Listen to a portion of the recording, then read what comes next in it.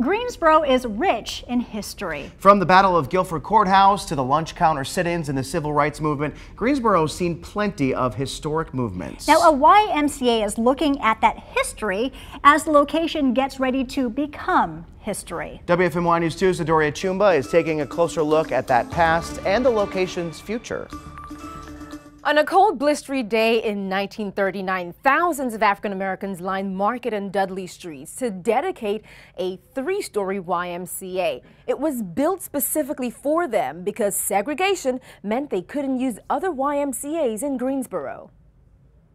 With a donation of $50,000, business mogul Caesar Cohn II helped build a YMCA in 1939. It's named after Sally Hayes, his cook, and Andrew Taylor, his butler.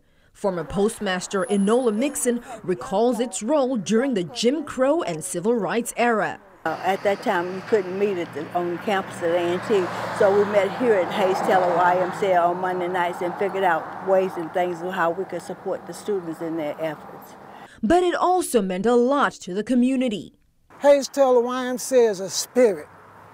It's a feeling that you have because so many young people, you walk down the street and they say, "Do you remember me? I learned to swim at the Y. I was on the basketball team."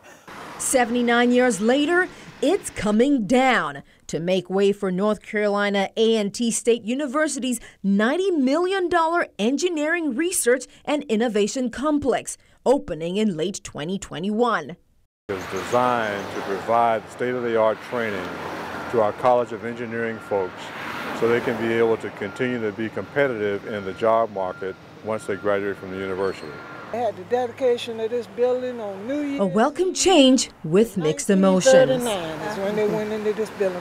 The building is great and we hate to see it go. Kind of makes me feel a little sad, but I tell you what, we have been making progress. And we appreciate the people in Greensboro that help us make that progress. A new ultra-modern Hayes Taylor YMCA, complete with soccer fields and ample parking, was built in 2015 next to Barber Park. The old site will be demolished on Monday at 2 p.m., followed by the groundbreaking ceremony for the new complex.